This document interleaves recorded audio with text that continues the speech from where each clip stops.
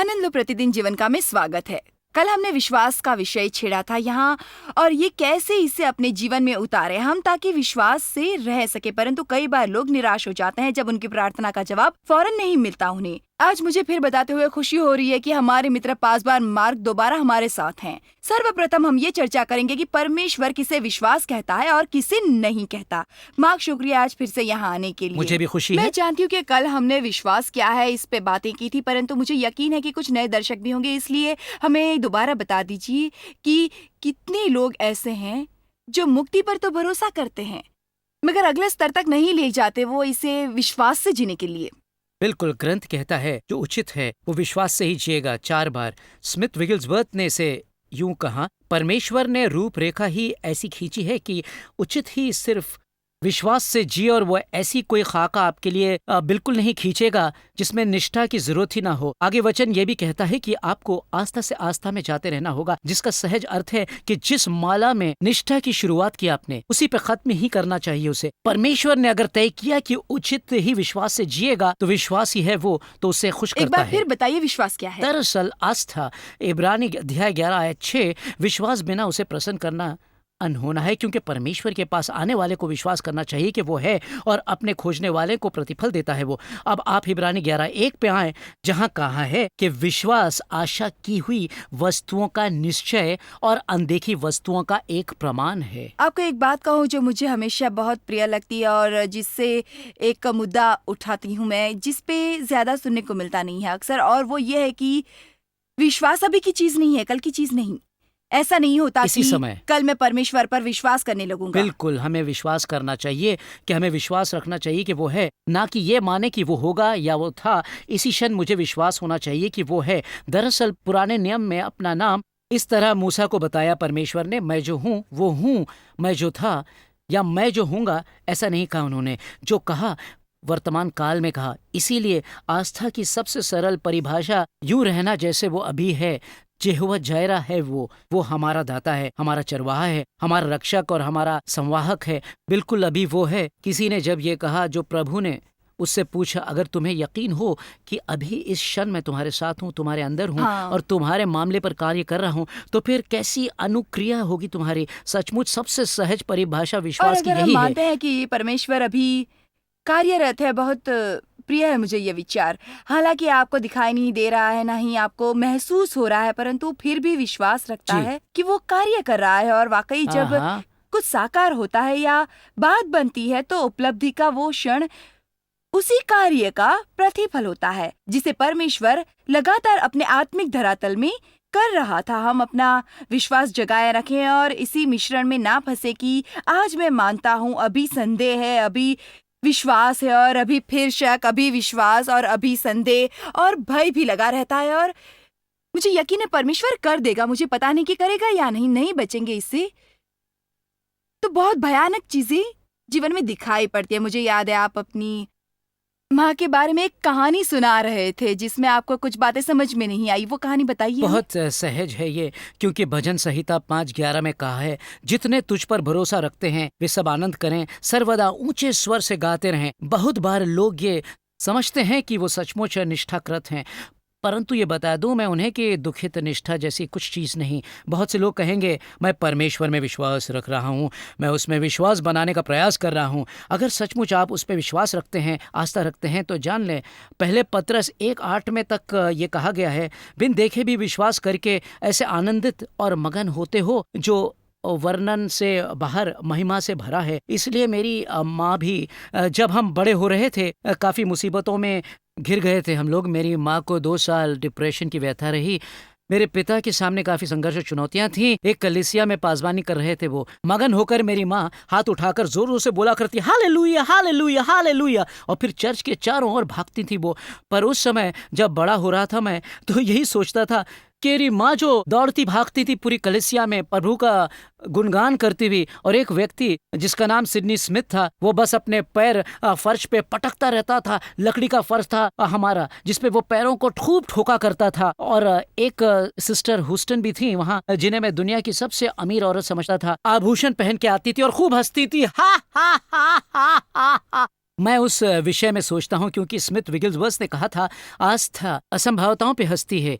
इसीलिए कई बार हम निष्ठावश होके प्रभु में मगन होना और आस्था को आनंदित होके प्रकट करना, जैसे मेरी माँ दौड़ के करती थी। जब मैं थोड़ा बड़ा हुआ, जवान होने लगा, तो मुझे कहा जाता था अपने किसी मित्र को कलीसिया लेके आओ, और मैं कहता नहीं नहीं, मैं नहीं चाहता कि कोई भी यहाँ आए। पर एक रविवार को मेरा एक दोस्त चर्च में आ ही गया, और ये जब बड़ा मैंने उसे वहां मजेदार देखा तो कहा, है। हे प्रभु, आज बस माँ को दौड़ाना नहीं। पर वो देखते ही देखते मैंने देखा कि वो मेरी माँ के पास जा बैठा। थोड़ी देर में मेरी माँ शुरू हो गई हालेलुया, और फिर दौड़ने के लिए वो उतर पड़ी। मेरे दोस्त ने पूछा, ये कौन है? और मैंने जवाब दिया, मुझे कुछ पता नहीं कौन है ये। इतनी शर्मिंदगी महसूस हो रही थी मुझे। माँ दौड़ रही थी, कोई पटक रहा था अपने पैर, और वो हा हा हा हा। लेकिन विश्वास की आत्मा विश्वास करते और बोलने और ये दर्शाने में ही नीत है, जो कि अदृश्य है और जो दिखने वाले से और बड़ा आप ये है। कह रहे थे कि मामा को ऐसा करने के बाद कुछ हासिल भी होता था। केवल मेरी माँ को ही नहीं, पूरी कलीसिया को, जब वो मगन हो चिल्लाते हुए गुणगान करते थे।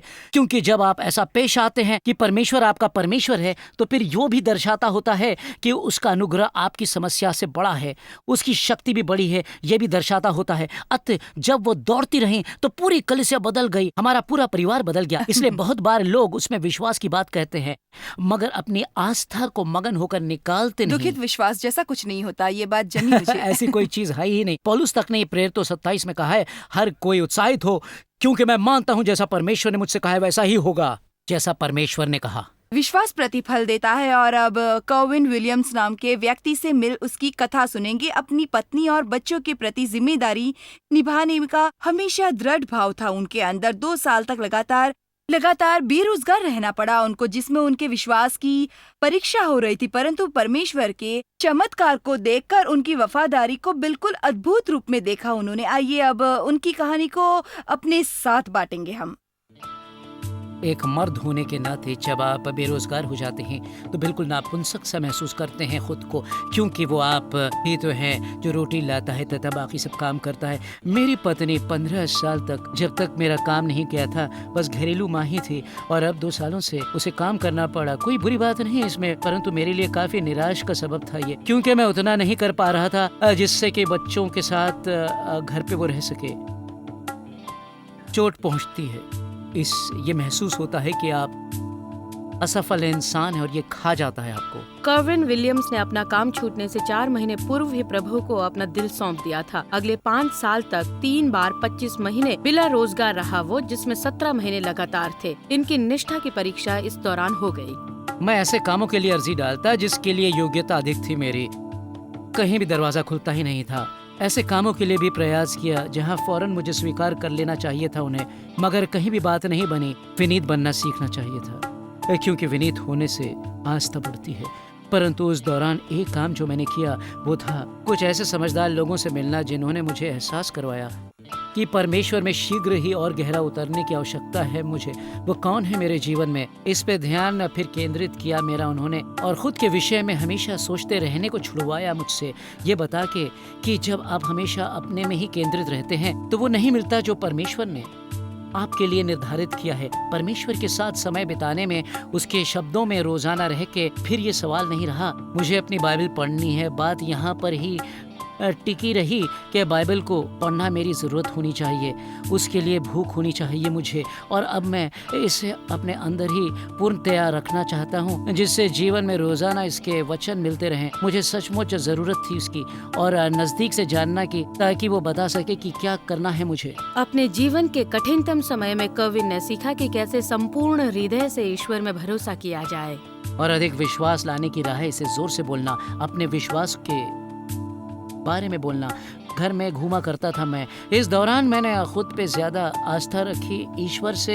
ये भी एक तरीका है परमेश्वर में तल्लीन होने का, लेकिन ये खुद को उठाने की एक राह भी है और अपने को आत्मगौरव देना भी है, जिसकी जरूरत आपको इस दौरान होती है जब आप 17 महीने बेरोजगार होते हैं, ताकि उस समय कह सकें मैं इस कार्य के अवसर को लेकर उत्साहित हूँ, ना कि मुझे काम चाहिए, जो भी है वो दे दीजिए। कर्विन ने अपना समय बाइबल और प्रार्थना में बिताया, दशांश में निष्ठा पूर्वक दिया, ऋण के एवज में सेवानिवृत्ति के कोष में भी आवेदन दिए, छोटे मोटे काम किए, तब भी उनका आर्थिक आधार चमत्कार से कम नहीं था। और बस यूं ही बेरोजगारी के इस पूरे समय परमेश्वर ने हमें क्षमता दी कि $28,000 के अपने क्रेडिट कार्ड क्रंच से निकल जाएं। हम अपने बच्चों को स्कूल में डाले रखा, अपने मकान के किस्त भी हम देते रहे और मेज पर हमेशा खाना रहा और परमेश्वर ने हमारी देखभाल की। आज कर्विन प्रत्यक्ष रूप में ईश्वर से धन महसूस करते हैं क्योंकि अपना खुद का बिजनेस करने के द्वार चमत्कारिक रूप में खुल गए हैं। आज मैं एक धंधे की ऐसी कगार पे खड़ा हूँ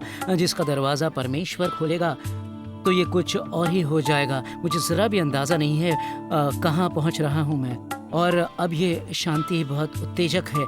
ये देखना है क्या कर रहा है वो। मुझे सचमुच लग रहा है जैसे वो मुझे खींच रहा है।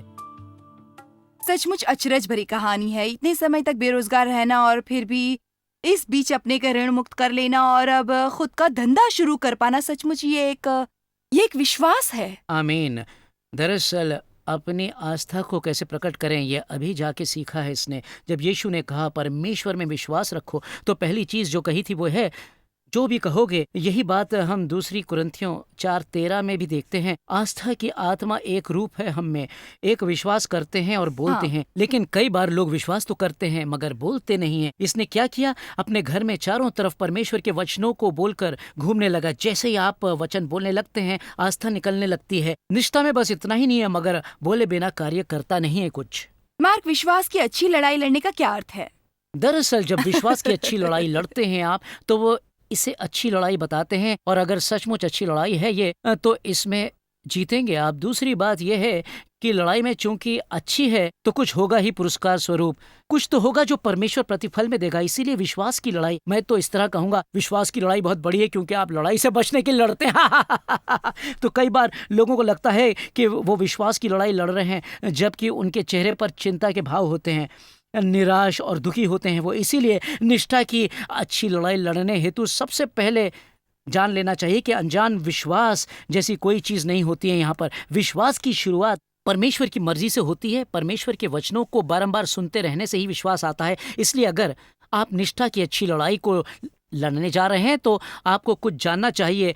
और जैसे कि अय्यूब ने बीचों बीच में बोला था, मैं जानता हूँ मेरा उद्धारक है, मैं जानता हूँ ना कि महसूस करता हूँ। एक ऐसा तथ्य जो पता है आपको, जब उसने कहा कि मैं जानता हूँ मेरा उद्धारक है तो इसका अर्थ बस किसी उद्धारक से नहीं था। मेरा उद्धारक कहा उन्होंने जो मेरे मामले में कार्यकृत है। अभी विषमताओं के सम्मुख अय्यूब हंस तक पड़ा। तो आपकी आस्था की लड़ाई मस्ती भरी हो सकती है।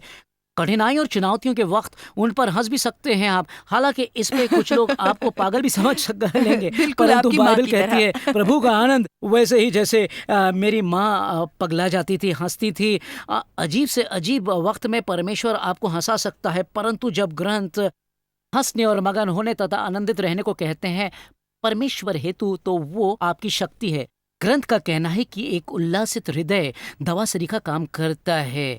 परमेश्वर ने कहा कि तेरी ये जंग नहीं है, परमेश्वर ने कहा है मैं तुम्हारे लिए लड़ूंगा। अतः जब आप निष्ठावान हैं और बोल रहे हैं और आनंदित हैं तो उस समय अदृश्य परमेश्वर आपके सहज में कार्य करता है। आप भी अपना खुशी का बटन दबा ही ले। मुझे नहीं लगता खुशी महसूस करने के लिए आपको प्रतीक्षा करनी चाहिए। एक महिला है जो हमारे प्रबंधकों में से एक है और जिन्होंने हमारे साथ बरसों से, जाने कितने बरसों से काम किया। उनका नाम शैलोट है और कई सालों से, शायद 25 के आसपास मैं उन्हें जानती हूँ। हर चीज को लेकर काफी डरी रहती थी। हताशा की समस्या से जूझती रही लंबे समय तक।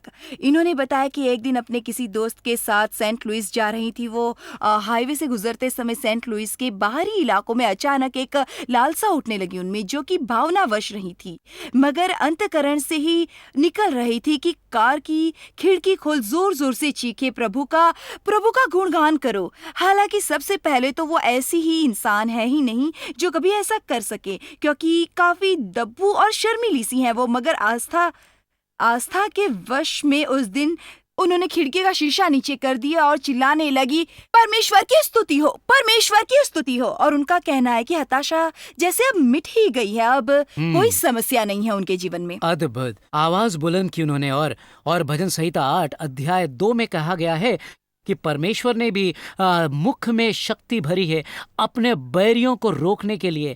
कई बार हम जब आवाज उठाना चाहते हैं तो हम खामोश हो जाते हैं। दूध मुंह है बालक समान। भाई मैं तो हर कुछ यीशु के माध्यम से कर सकते हैं। ग्रंथ कहते हैं हमें दृढ़ता से कहना चाहिए प्रभु मेरा सहाय है, फिर इंसान जो करे मेरे साथ डर नहीं। अतः जब उन्होंने अपनी वाणी बुलंद की, फिर स्मिथ विगिल्सवर्थ का कहा आप चिल्लाना सीखते हैं तो और किसी को चिल्लाना हम सबको आता है, हालांकि कभी कभी गलत इसे चिल्लाते चिल्लाकर हैं। बहुत कुछ आप कर सकते हैं। चिल्लाने के लिए पीएचडी की कोई ज़रूरत तो नहीं है, मगर आवाज़ उठानी चाहिए। इससे यूं कहना चाहूँगा मैं, गला खोलने के लिए उन पे चिल्लाना चाहिए आपको। तो जब आप अपनी आवाज उठा के चिल्लाते हैं, मसीह ने फिर जिला दिया मुझे पता है यीशु के रक्त द्वारा फिर सजीव हो गया हूं मैं, पता है क्षमा मिलेगी मुझे, कोई फर्क नहीं कैसा भी एहसास हो या चीजें कैसी भी दिखें, परमेश्वर मेरे मामले में कार्यरत है, ये विश्वास है मुझे। जवाब में वो चिल्लाई, दरअसल ग्रंथ में या आयतों में लिखा है कि मैं परमेश्वर पर विश्वास करता हूं, पर भी कितनी ही बार लोग बिल्कुल खामोश ही रह जाते हैं। चाहे कोई भी परिस्थिति हो, आपको अपने विश्वास को काम में लाना बहुत से है। लोग यही कहते हैं, ऐसा करके बेवकूफ नहीं कहलवाना है मुझे अपने आप जी। को। चर्च के चारों ओर भागने और अपने बेडरूम में खुद को बंद जी। करके मजाक नहीं उड़वाना है मुझे अपना। लेकिन हम सभी बेवकूफ बनते हैं, मगर नकारात्मक रूप से। मतलब ये कि मुझे भी जीवन में चिल्लाने, कूदने और चीखने वगैरह के असल दौरे पड़ते थे, पर ये सब नकारात्मक स्वरूप था इसका। पर जब यही कुछ सकारात्मक भाव से करने की बात होती है तो हम ये क्यों सोचते हैं जी, दरअसल कि मैं बेवकूफ नहीं बनूंगा। ये तो एकदम बेवकूफी है। मैं तो इसे यूं कहना चाहूंगा, कुछ लोग स्वयं सचेत होते हैं तो कुछ लोग सचेत होते हैं, तो कुछ भूत सचेत, मगर कोई तो उचेत ही नहीं होते। मगर यदि आप प्रभु सचेत होना चाहते हैं तो स्वयं सचेत और लोग सचेत होने से काम नहीं चलेगा। लोग आपके बारे में क्या सोचते हैं इसे भूल जाना पड़ेगा आपको। यीशु ने भी पौलुस से प्रेरित अध्याय 26 में कहा था, मैं तुम्हें पहले लोगों से नियुक्त करूंगा और फिर तुम्हें लोगों के पास भेजूंगा। दूसरे शब्दों में कहे तो आपको मुक्ति तो नहीं मिली है जब तक लोग क्या सोचते हैं आपके बारे में, इससे आपको मुक्ति ना मिली हो। इसलिए जब आप आस्थाव्रत होते हैं तब स्वयं सचेत और लोग सचेत नहीं होते हैं, तब आपकी चेतना ये हो जाती है कि जो आपके अंदर है वो संसार की हर चीज से बड़ा है। एक बार प्रार्थना करने और भक्ति प्रदर्शित करने के पश्चात प्रभु मुझसे बोले, मैं चाहता हूं कि तुम उत्साहित हो। उस समय कमरे में मैं अकेला था। उन्होंने कहा, मैं चाहता हूं कि मगन हो जाओ। मैंने कहा, मैं ऐसा नहीं चाहता क्योंकि अभी मैं भक्ति में हूं। तो फिर वो बोले, मुझे अच्छा लगता है जब तुम उत्साहित होते। तो मैं बोला, हे प्रभु, मुझे समझ नहीं आ रहा है क्या करूं, इसीलिए बस कूदने लगा वहीं उसका नाम लेके। बड़ा अटपटा लग रहा था। मैंने सोचा यदि अकेले में भी शर्म आ रही है मुझे और स्वयं सचेत हो रहा हूं मैं, तो जरूर मुझे कोई मानसिक समस्या है। मगर अनंत जब मगन हो हंसने और उद्घोष करने लगा कि प्रभु ही मेरा चरवाहा है, तो असली भक्ति के अध्यात्म से निकल के जो उल्लास, प्रशंसा और आनंद की लहर बही, क्या बताऊं मैं तो इसे दवा समान कहूंगा। एक बात जो पक्की है, जितना चाहिए उतना हंसते नहीं है हम। खैर, एक ब्रेक के बाद हम जानेंगे कि विश्वास में रुकावट क्या आती है।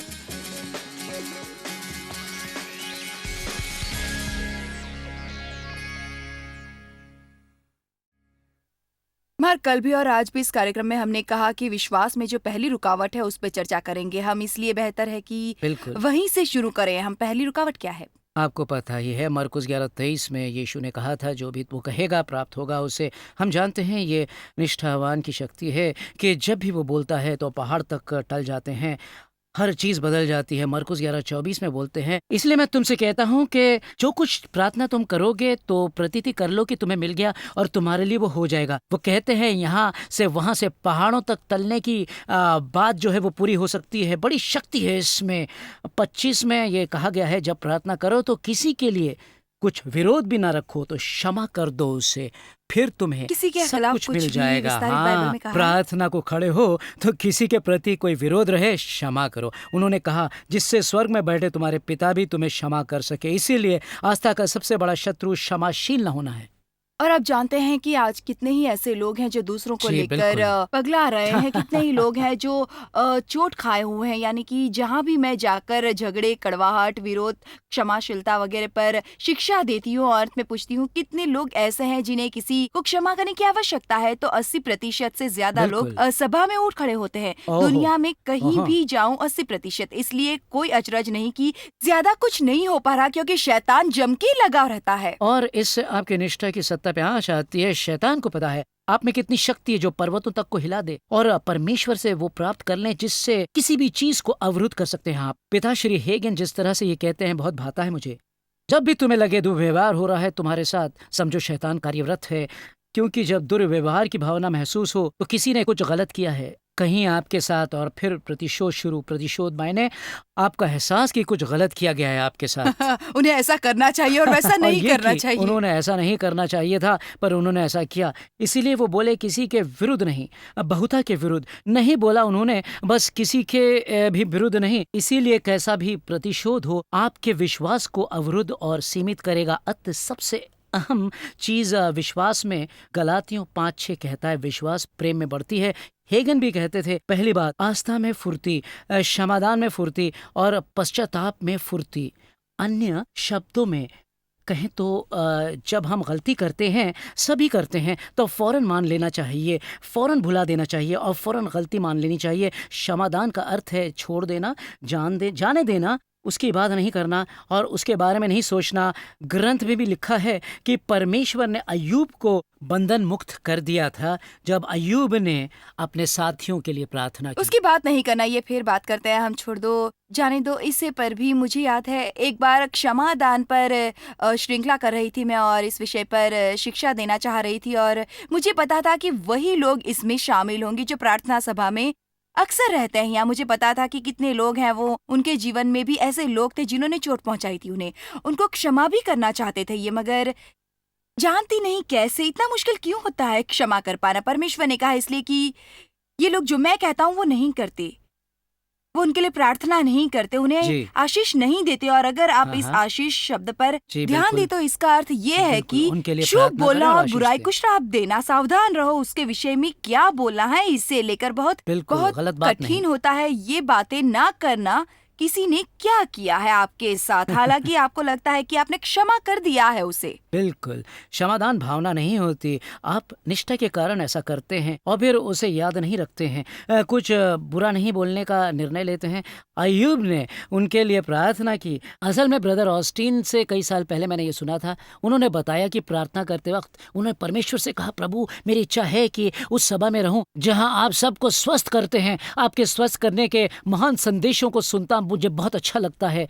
फिर उन्होंने बताया कि यीशु बोले सब कुछ मत्ती अध्याय 5 में है, मत्ती सुसमाचार के 5वें अध्याय में है, जहाँ मैंने कहा है जो तुम्हें बुरा भला कहें उन्हें आशीष दो, प्रार्थना करो उनके लिए जो तुमसे बैर रखते हैं। अगर तुम अपने बैरी से प्रेम करोगे तो आश्चर्य होगा ये देखकर कि कितना शीघ्र स्वास्थ्य मिलेगा तुमको, क्योंकि आस्था प्रेम से आती है। परमेश्वर ने मुझसे कहा, क्योंकि किसी को लेकर मैं भी पगलाया हुआ था और शैतान इसे हवा दे रहा था।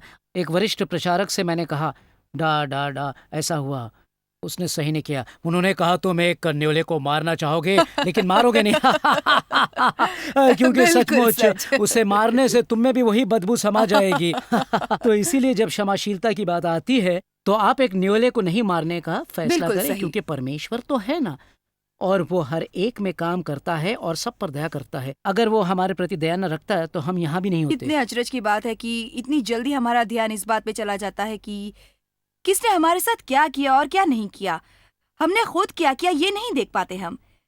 हमें ये तो याद रहता ही नहीं कि किन किन चीजों के लिए हमें दूसरों को क्षमा करना है, मगर ये ख्याल हाँ। नहीं रहता कि उन्हें किस किस बात पे हमें माफ करना है, कितनी चीजों बिल्कुल, के लिए बिल्कुल। परमेश्वर को हमें माफ करना है। अंततः कार्यक्रम की समाप्ति से पूर्व हम ये अहम चीज समझ लें कि लोगों को समझाना जरूरी है कि विश्वास परमेश्वर द्वारा प्रदान किया हुआ अद्भुत उपहार है। विश्वास का एक पैमाना भी दिया है उसने, और अगर हम उसका प्रयोग करें तो विश्वास में वृद्धि होगी। परमेश्वर ने एक बार मुझसे, जब मैं एक दुकान में खड़ी नाराज हो रही थी और लोगों को वहां जाने से मना करती थी, ये कहा तुम्हें बंद करना होगा ये क्रोध।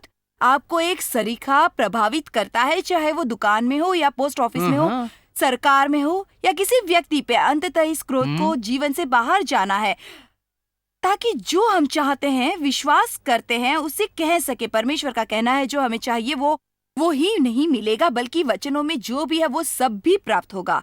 मुझे मैं भी बहुत आभारी खुशी हूँ आप हुई। यहाँ आए, मुझे बड़ी खुशी हुई। शुक्रिया। धन्यवाद।